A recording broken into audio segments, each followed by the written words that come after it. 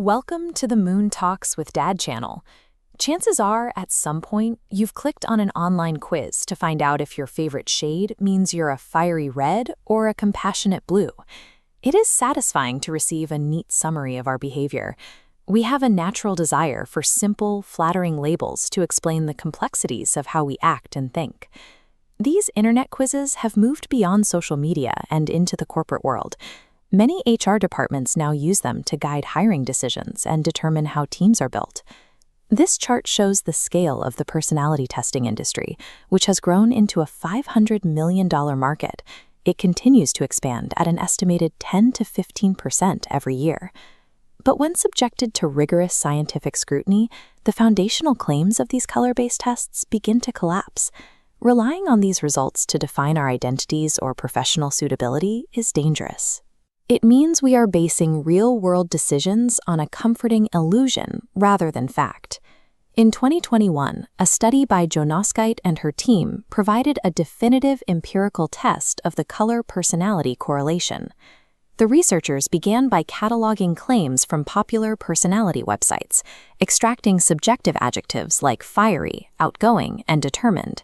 They used the Big Six personality traits, a scientifically validated model used in research, as the baseline for comparison.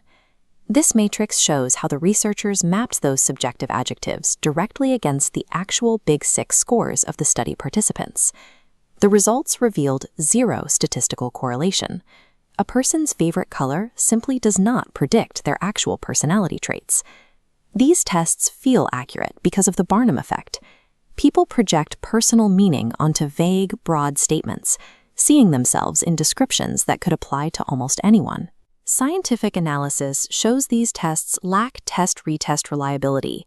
People often receive different results if they take the assessment a second time in a different mood. They also lack predictive validity. A preference for a specific color cannot forecast how someone will perform in a role or behave in the future. Favorite colors are a scientific dead end for understanding identity. This rendered the primary claims of the pop psychology industry invalid. Color preference does not indicate a person's character. However, the colors in our environment do dictate how we feel in a given moment.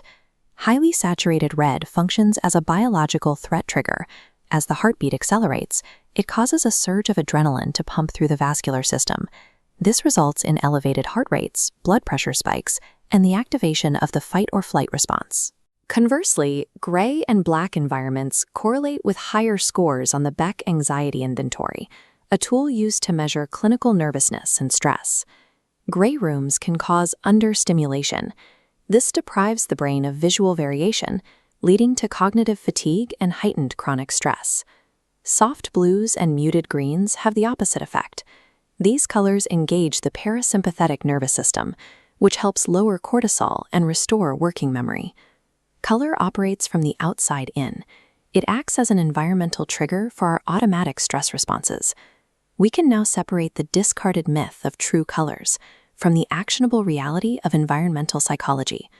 Organizations and HR departments should abandon color-based quizzes when hiring or categorizing employees. On an individual level, we can design our spaces using physiological data, like painting a stressful home office soft blue to intentionally lower cortisol. Stop searching for identity in a color palette and start using color as a tool to manage your emotional and physical state.